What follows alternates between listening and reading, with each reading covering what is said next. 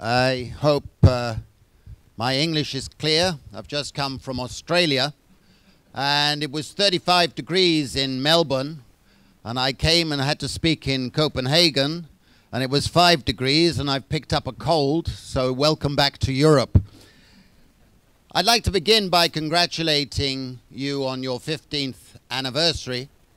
As it happens, I was thinking this morning of my introduction, and I realized that it's 15 years since I had my first publication on CSR. So in a sense, I feel I'm looking in on a field that has been developing at a very rapid rate. And since my last article for the United Nations on the subject 8 years ago, I realized just how much work has been done in the subject when my best friend, who's just produced a textbook on CSR, which is just published, and it's no less than 650 pages long. And he asked me to read it, and I started out of politeness, and I put it aside for a suitable occasion when I've had a few drinks, because it seems very complex. But I do recommend that book. What I'm going to be talking about in the next few minutes is not directly related to CSR. It's contextual, if you like. And during the course of my presentation, I'm sure some of you will think, well, what's the relevance to the subject of CSR? I very much hope that the relevance will come out towards the end. As was just said, I've recently published 2 books on the Precariat. The second one has just come out in Polish yesterday, and I'll be drawing on that. And if anybody is still interested at the end, I have a few copies in English and in Polish. Now, I've always thought that Milton Friedman's original statement, which has been quoted thousands of times in the CSR community, is more right than wrong. I think businesses... Could you please keep the mic as close to as possible? Close to here? Yeah, thank you. Beg your pardon. I'm not going to start again. So if everybody's misheard, don't worry, you haven't missed much. That I've always thought Milton Friedman's remark was more right than wrong. I think business should be fundamentally about business. And there's always a danger of business becoming too paternalistic and being expected to do too much social policy. It isn't there for that purpose. Governments are there for that purpose. And I've always thought that CSR should be fundamentally about preventing and discouraging free riding by people who are unscrupulous and who are not in the mainstream of business. They let the whole side down, and codes of ethics and so on can discourage free riding. Now, with those remarks aside, let me give my economic contextual framework. I'm an economist, and I've been working on these issues for many years, first in the United Nations, and since then as an academic. And I think we're in the middle of a global transformation, in the sense of Karl Polanyi's great transformation. Except today that we are in the middle of the painful construction of a global market system. And the disembedded phase that began in the 1980s and led up to the financial crash and is still lingering with us, essentially, we use the term neoliberal, but it's been about the liberalization of all markets. It's been about the privatization and the commodification of so much of life, and with the huge emphasis on competitiveness. None of us can be competitive enough, it appears. So we're constantly being urged to be competitive against each other. And that brings with it dangers. It brings dangers of opportunism, the free riding points that I was mentioning, and the moral hazards and the immoral hazards. And I think that one of the key aspects of this period is that in every society there has been a systematic dismantling of all the old institutions that gave social solidarity in society. Some of those old institutions were terrible, no defense. But those institutions at least provided some mechanisms of security for people. And today I think we are in a world of not only growing inequality, but incredibly strong economic insecurity for millions and millions of people. Now, in this period, of course, the firm as a concept has been commodified. When I was a student of economics at Cambridge, we regarded the firm as a parameter. But in the last 30 years, it has been commodified to the point of being sold, bought, merged, fragmented, spatially and occupationally. And as such, it has become a very, very flexible concept itself. And that, of course, has brought a global system of outsourcing, offshoring, you know the terms better than I do, which has fundamentally affected the labor market. Now, at the same time, we've been undergoing a technological revolution. Some people will still remember the Russian economist Kondratiev, and we seem to be in a phase of very rapid technological change that is product and process oriented. More and more change taking place at an accelerated pace. Now, I believe this has facilitated organizational changes at a much more rapid pace than used to be the case. I've just been invited to speak about the Precariat, which I'm about to discuss, in Silicon Valley. And Silicon Valley, of course, a lot of the high-tech, big-shot names in the audience when I went there.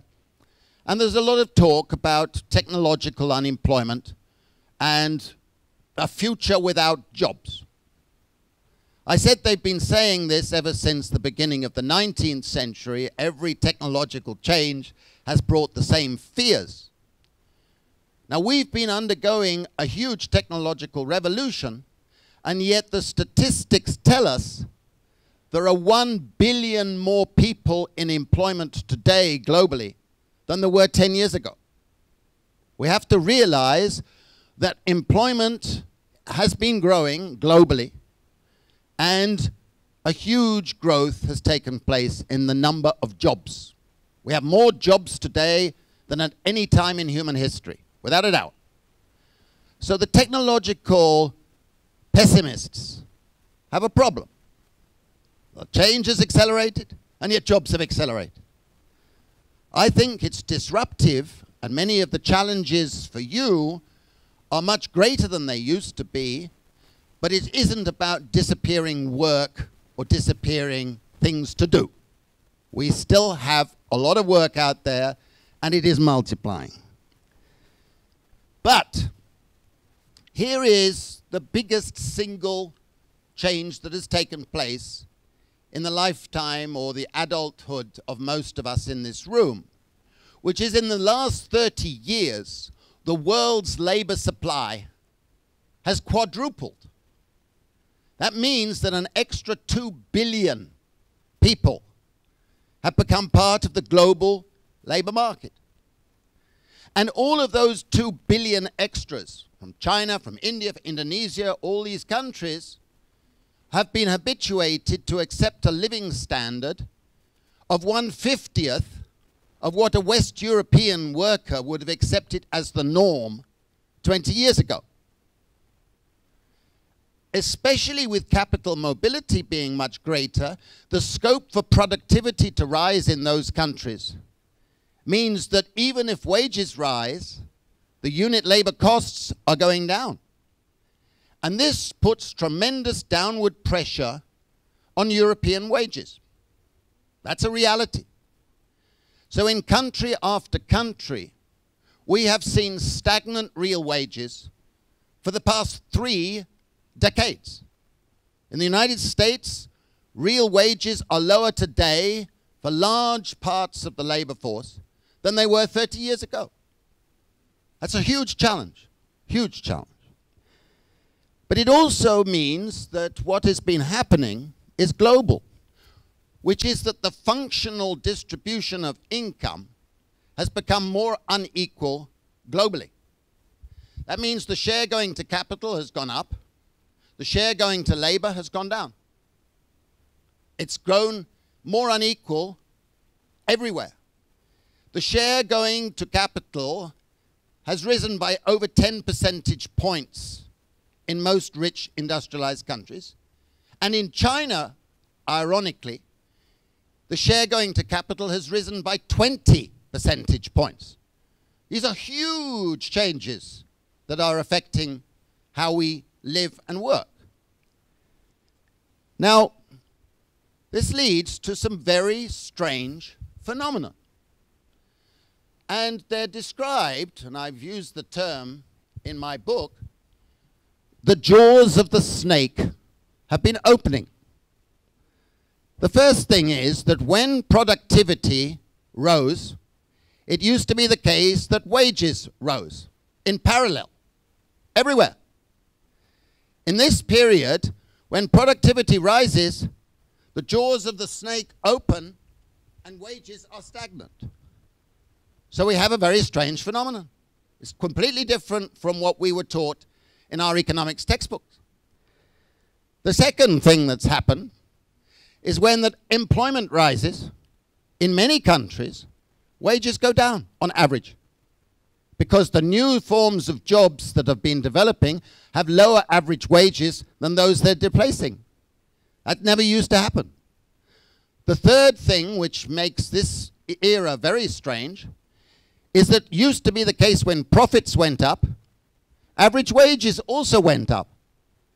In our period, when profits go up, average wages don't. So we're seeing another jaws of the snake opening.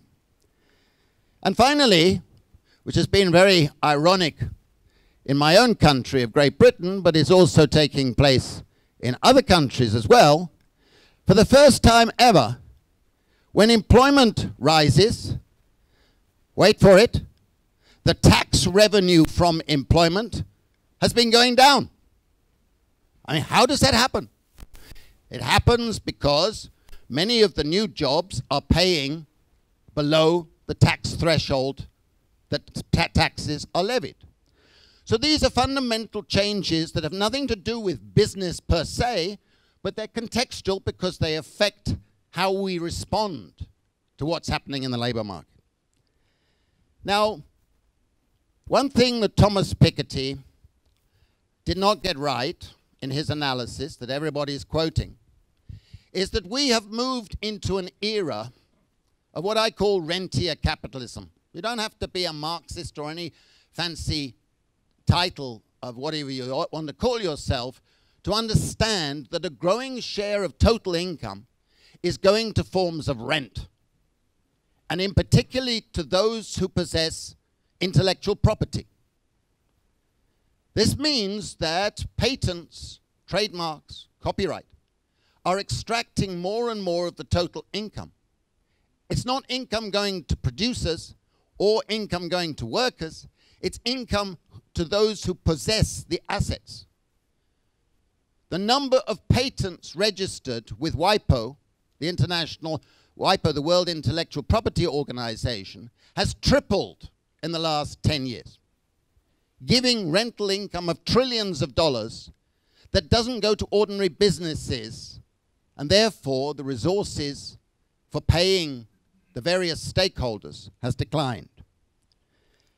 Now, I want to briefly, without scaring you too much, talk about class. Because what's been happening, and that's the thrust of these books, is that we're seeing a global class fragmentation taking place. A plutocracy out here, most of whom are nothing to do with business. An elite who is getting most of their income from capital, also little to do with business. Businessmen struggling to make profits out of production. And then below them, like most of you in this room, a salariat, people who have employment security, good salaries, pensions, paid holidays, paid medical leave, paid maternity leave, more conferences, more stewed coffee in the morning at conferences, more conferences. You know the salariat. Below them, though, is the old working class. It's disappearing everywhere. The old proletariat is yesterday. Underneath that is the precariat that's growing. And underneath the precariat, as we find in city after city around the world, is an underclass. People who are social victims, homeless, dying prematurely. It's a shame on all of us as citizens today that that underclass is growing everywhere. We should be ashamed of ourselves collectively as society. But I want to concentrate a few remarks on certain aspects of the precariat that are relevant for businessmen and women because they are going to shape the nature of the labor relations emerging in the next few years. And the first thing I want to mention is that the precariat is being subject to pressures to internalize and then accept a life of unstable labor in the various categories that are multiplying, all these different forms of contract, casual, temporary, outsourcing, zero-hour contracts, all of these things that are multiplying. They are the reality of flexibility. They're not going to change. Anybody who thinks that you're going to reverse that process of flexibility and all these casualized natures of contracts is living in the past. And the unions have to understand that everywhere, because you're not going to reverse it. But in the process, we are on the edge of a new revolution in labor and work. And we must understand it. Because within the next 5 or 10 years, 1 in every 3 labor transactions will be done online. It won't be employment, unemployment, self-employment anymore. It will be increasingly that millions and millions of people, as they are already, will be doing tasks, in and out of tasks, not employed in the old-fashioned sense. Now, it doesn't just include the Ubers and Airbnb and things that are taking place. More and more firms around the world are contracting out their labor, or parts of their labor, to labor brokers and middlemen that are employing people around the world. We are seeing an extraordinary phenomenon that never used to take place, which is we're seeing the migration of labor, the activity, without the migration of the laborer, the worker. That has never happened before. But it's happening with millions and millions of people around the world.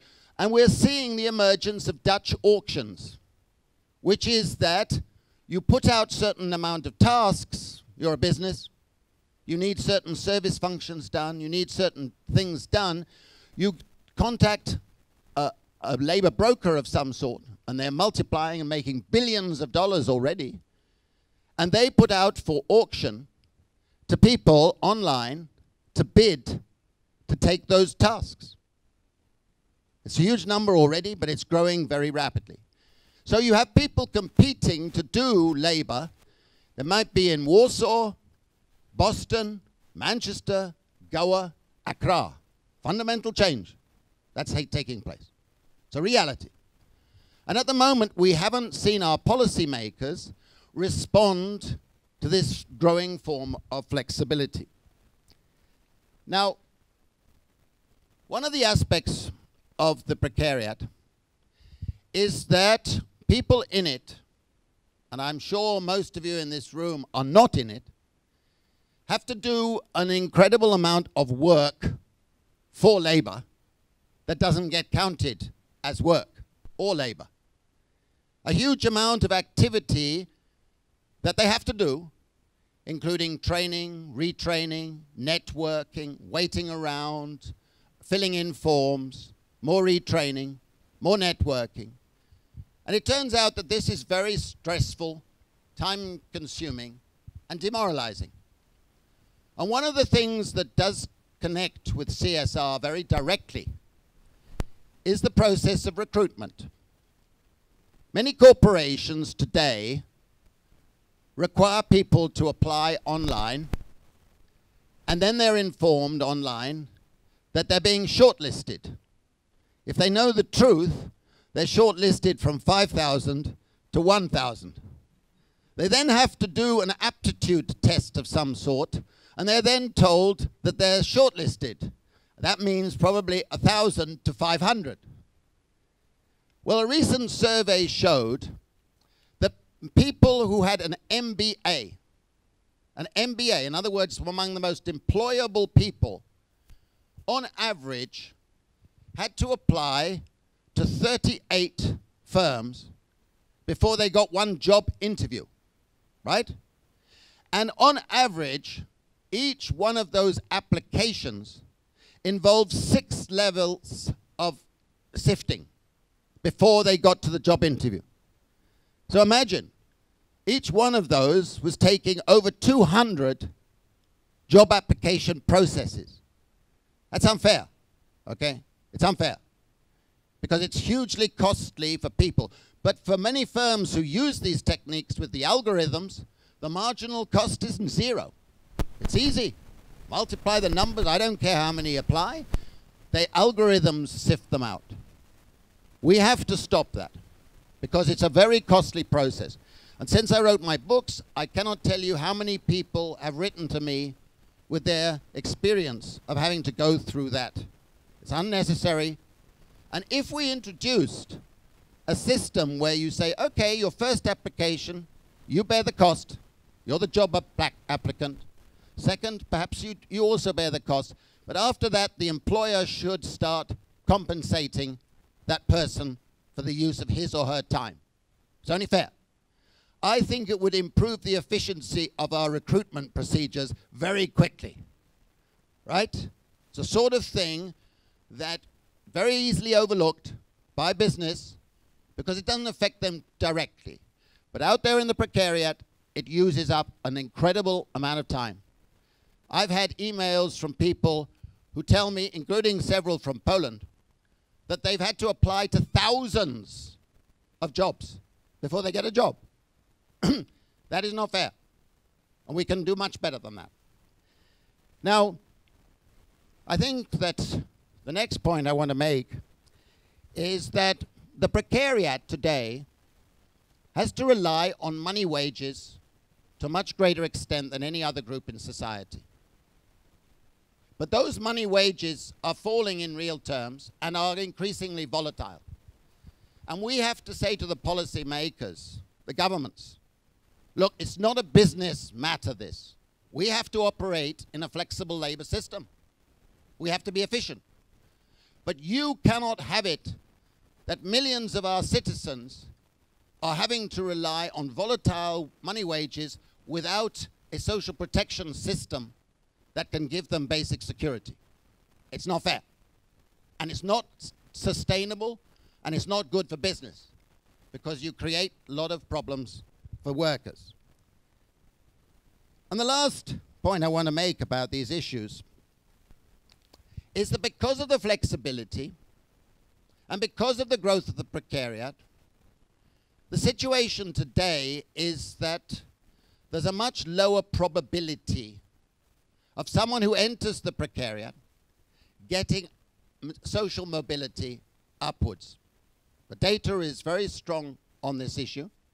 We have lower social mobility once you get into the precariat. This is a social policy issue because we must see new avenues of upward mobility. You can't have a healthy economy, society, or business structure unless there are mobility channels. But because of the nature of technological change, because the nature of labor relations, those channels for mobility have been blocked increasingly. Now, the last point I want to make on the definition of the precariat is that today we have a very, very strange phenomenon. Many of us talk about citizenship and the value and importance of citizenship. Yet, as I document in the new book, we have a situation for the first time in history where millions of our fellow citizens, be it in Poland or Britain or the United States or anywhere else, are losing rights that we take for granted. Losing civil rights. They don't have access to justice because they can't afford it. They're losing cultural rights because they cannot belong to a community that enables them to reproduce their values and culture and so on. We're losing social rights because governments have shifted away from universal and contributory-based social protection systems of either the Beveridge or the Bismarck variety to means testing and social assistance, which puts millions of people in big poverty traps, where going from low benefits into a low-wage job means they face a marginal tax rate of 80% or more. In Germany at the moment, if you're in the precariat, and in those circumstances, they've calculated that they face a marginal tax rate of 86%. 86%. Of course, that's a huge disincentive to take the low-wage jobs. It's a system that's dysfunctional. It's a system that increases the black economy. It's a system that discourages people from taking low-wage jobs. The middle class, your businessman, any of you in this room would refuse to take a marginal tax rate of anything like that. But that's what you're facing in the precariat. In my own country, it's 80%. That's the government estimate. So we have a dysfunctional social security system given the nature of the labor market. Now, I want to say just a few words, and then I'll stop, about migration. I was on TV Business yesterday morning on your program here, and then on a radio program, and both interviewers asked me about the refugees, simply because today, for all of us, it's the #1 issue. We must realize that it's not fundamentally our problem. It is out there in the countries from which these people are fleeing. It's a terrible human tragedy, but it is vital for the business community and for all of us to say that we must treat people who are refugees or asylum seekers with dignity that we would wish they would treat us with the same dignity. It is essential that we remember our humanity in responding to this crisis. It's essential that if we allow people into our country legally, they are treated equally to everybody else and not create a second-class citizenship with second-class benefits, second-class wages, etc. We must resist that. And it is something that the mainstream business community can give a voice of sanity to this debate. It's very important for all of us. But 5 of my articles in the Charter are to do with migration policy. That's the first one. The second one is that we must stop class-based migration policy of governments. Government after government is giving different rules to the plutocracy and the oligarchs and the super rich than they are to people in the precariat. We must resist that because it's unfair and in the end it's very bad for the nature of society. But in fact, governments have been moving even more into that direction. The third is that there is no excuse for discrimination in the labor market against migrants of any sort. I can say that with a clear conscience here because in my own country and in many parts of Europe, we have numerous Poles in the precariat. If you talk about the precariat in Britain, often people will say, oh, you mean the Poles? because there are so many Poles in the Precariat. And that, I think, is important because most of us are migrants of some sort. And we must remember the principles of equity and equality in the treatment of all migrant groups. But there is one big elephant in the global room. And the elephant is the emergence of labor export regimes. We have a situation now where China and a few other countries are literally exporting hundreds of thousands of workers on project basis to many, many parts of the world. Recently, you had this contract tender put out for the reconstruction of Polish roads. Ironically, if you all remember, it was won by a Chinese state enterprise that was going to bring in its own workers.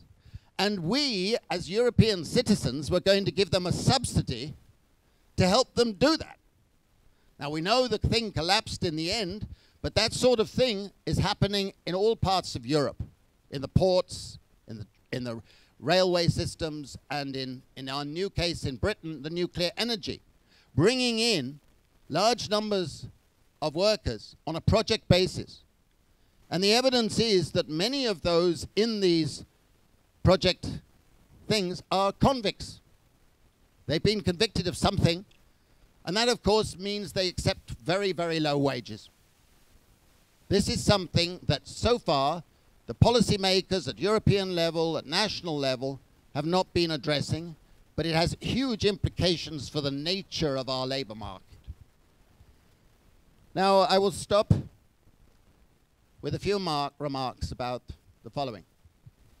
I think it's important that the CSR join the CSR community, join with others, and saying, look, for better or for worse, the era of employment security is dead. It's finished. Okay? It's not coming back. The challenge for all of us is to be able to say, because of the policies and institutions we have, so what? Big deal.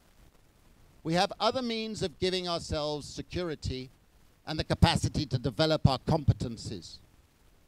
But it's up to us, I think, to put pressure on governments and the international bureaucracies to be thinking far more innovatively in how they respond to the growing inequalities that's not due to business, growing inequalities and growing insecurities. Because as the meetings in Davos in the last 2 years have recognized, the inequalities and insecurities are becoming so great, and there are no policies to reduce them, that they are reducing the sustainability of our societies and providing the seeds for ugly far-right neo-fascist political movements, providing the seeds for a lot of social illness, providing the seeds for a sense of alienation from the mainstream of our society. None of us should want that. We should be putting pressure on governments to address these issues. And I thank you for listening, and I hope you will. Thank you very much.